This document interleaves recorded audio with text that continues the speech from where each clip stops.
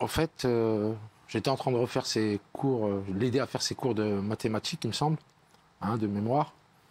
Et là, elle me dit, papa, j'ai eu un cours il y a une quinzaine de jours, et je voulais t'en parler, et j'ai oublié. Je lui dis, montre-moi ton cours. Et donc, elle montre le cours, et avec le polycopier qui est là.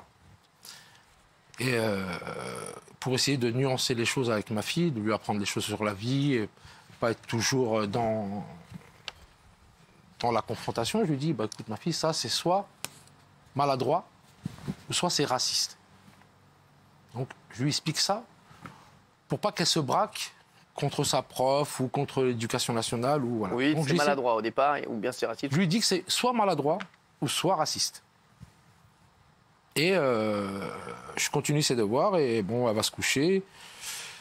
Il sera qu'il est 21h, je fais une publication. Vers 21h30, soit là, vous décidez de publier un message sur votre Facebook perso. Voilà, sur mon Facebook. Et vous dites, voici le cours de SVT de ma fille. Si vous trouvez que pas cela raciste, c'est que vous êtes un gros facho, éducation nationale de merde, ne nous laissons pas faire. Et là, ça prend une ampleur incroyable. Même pas.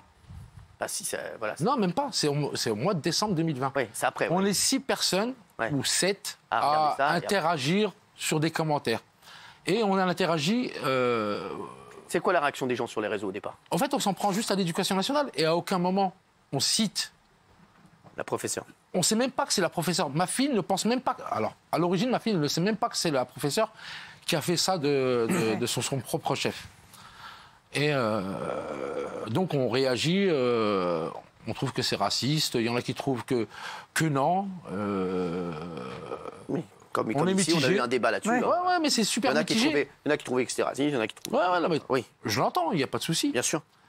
Et je vais me coucher, il y a une quarantaine de commentaires. Et je me couche, le matin, je vais aller pour aller bosser. Vous êtes toujours choqué par cette frise le lendemain matin? Comment? Vous êtes toujours choqué? Je me pose une question. Oui. Je suis un peu doué de réflexion, et là, je me dis... est-ce que je suis le seul papa? Donc, si on part sur le raisonnement que c'est l'éducation nationale. Bon, est-ce que je suis le seul papa en France, avec tous les cours d'SVT qu'il y a, et toutes les troisièmes qu'il y a, qui trouvent ça raciste? Et là, je me pose la question, à savoir l'origine de la chose. Et je crois qu'il est 8h45, j'ai déposé mes ouvriers sur un chantier, et j'appelle le proviseur, qui est un ami. C'est un ami à vous, le sale proviseur, c'est un ami, hein, il faut le savoir. Donc, il vous dit de passer le voir. Voilà. Dans l'après-midi. Il me dit qu'il n'est pas dispo, que je vais souvent au collège pour d'autres raisons que je vais évoquer après. Et là, quand je lui montre, j'arrive au collège à 14h30, et quand je lui montre ce que j'ai pris en capture et, sur le cours de ma fille, il est un peu abasourdi. Et là, quand je vois sa réaction, celle de l'adjointe, celle d'un prof de maths, je comprends tout de suite que ce n'est pas l'éducation nationale. Donc on s'explique, et il m'explique que là, c'est du ressort de la prof d'SVT. Professeur. Et là, il me demande de sortir, qu'ils allaient convoquer, donc ils voulaient convoquer la professeure de SVT. Et donc à ce moment-là, je suis dans la cour, je crois que je fume une cigarette. Il y a l'interclasse, il y a ma fille qui arrive. Et quand je sens que c'est la... Donc j'ai ce doute que c'est la prof qui a fait ce polycopier. J'ai ma fille qui passe avec ses copines. Hein, ma fille qui est super charmante, je l'embrasse. Et je leur pose une question, je leur dis, elle est comment votre prof? Parce que moi, le soir, quand j'en parle avec ma fille, pour nous, c'est encore l'éducation nationale. Hein, le doute arrive le matin. Elle n'a pas nommé sa prof, d'accord. Voilà. Vous leur demandez comment est leur prof et qu'est-ce qu'ils vous répondent, les élèves? Et je crois qu'il y a 4-5 copines avec elle. Elle me dit non, elle est cool, super gentille, ça se passe bien, il n'y a aucun problème. Donc, à ce moment-là, je crois que je me fais rappeler par un surveillant parce que le proviseur m'appelle. Il me demande de m'installer. Je m'installe et il me dit la professeure a quelque chose à vous dire. Et moi, je lui dis, mais moi, je pensais que c'était l'éducation nationale et pas la professeure.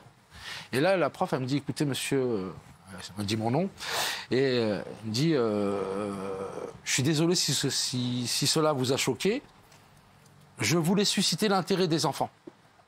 D'accord. Quand j'entends ces dires et le retour des collégiennes, donc, et ma fille. Qui dit qu'elle est super sympa de ça. Il paraît que ça se passe très bien, vous dites. Je lui dis, moi, vous savez, madame, quand vous n'avez pas été, et je pense que beaucoup de personnes ici n'ont pas été, quand vous n'avez pas subi la discrimination ou le racisme, on ne peut pas se mettre à la place de ces gens-là. Donc, de mon passé, oui, j'en ai reçu, oui, j'en ai subi. J'ai jamais été victime, je me victimiserai, je serai jamais la victime de personne en soi. Et là, je lui dis, quand vous avez jamais subi le racisme ou la discrimination, vous ne pouvez pas mettre à notre place. Alors, et je décide et je lui dis, bon, écoutez, moi, madame, je vais rentrer à la maison. Ouais. J'avais pas Internet sur le coup.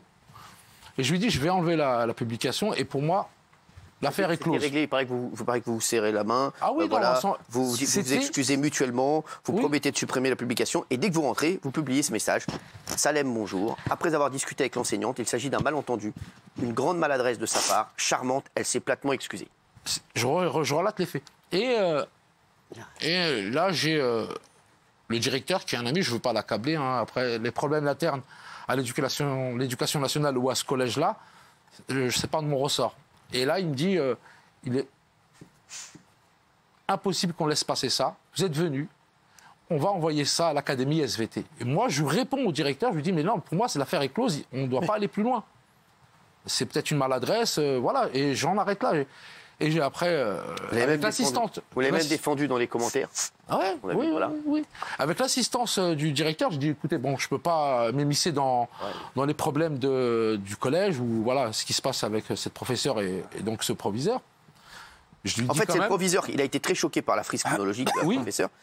Il ne veut pas en rester là. Et vous dites qu'il décide de faire, donc, comme vous m'avez dit, faire remonter l'affaire à l'Académie de Versailles, qui est en charge du collège de vos enfants. C'est ça. Ensuite, en juin 2021, un officier de la police judiciaire vous appelle, il vous convoque au commissariat. Vous restez en garde à vue combien de temps?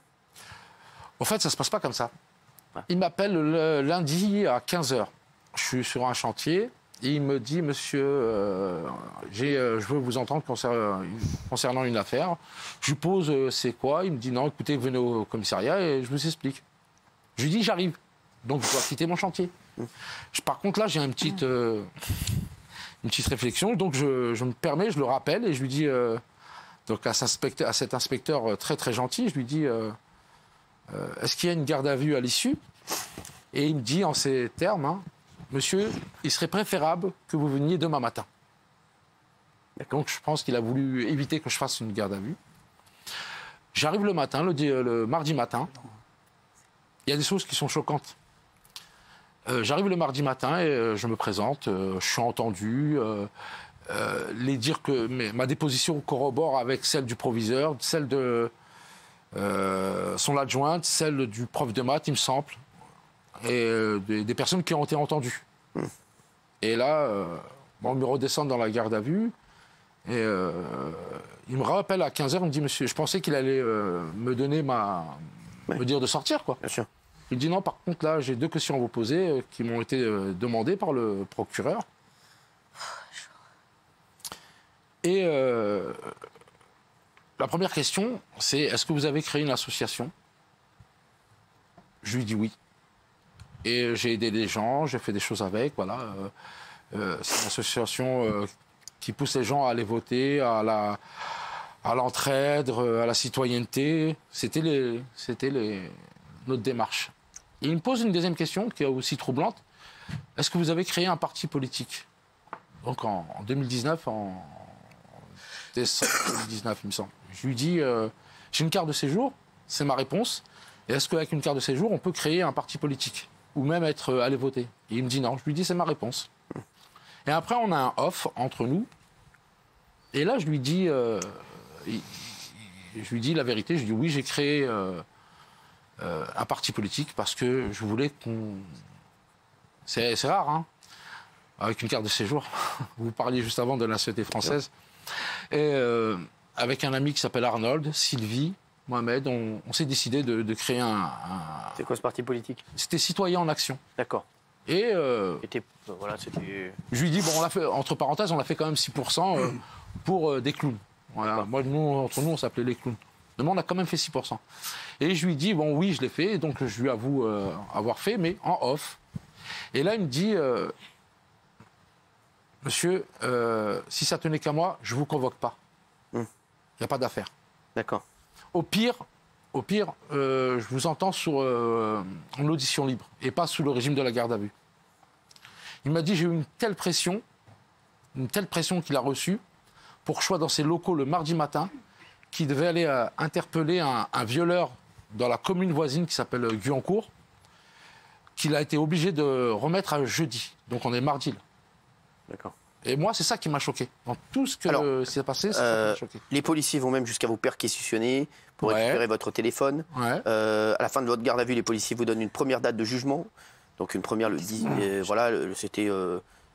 est finalement repoussée au 15 novembre, c'est ça, 2021. Ouais, c'était le 18 août à la base. C'est ça, et après 15 novembre 2021, vous décidez de ne pas prendre d'avocat. Oui. Maintenant, vous en avez un, donc très bien. Et le procureur avait demandé 8 mois de prison ferme, 10 000 € d'amende et 5 ans d'inéligibilité. Et vous êtes finalement condamné à 6 mois de prison ferme, 10 000 € d'amende et 5 ans d'inéligibilité. Par cette peine dissuasive, le tribunal veut éviter de nouveaux drames. C'est ce qu'ils ont dit, de type Samuel Paty. Le procureur, en plus, était en charge de l'affaire Paty. C'est le même procureur. Il faut savoir, donc ça, c'est un élément important. Donc aujourd'hui, vous êtes condamné donc à 5 ans d'éligibilité. Or, vous n'avez pas la nationalité française, c'est ce que vous nous avez dit il y a un instant.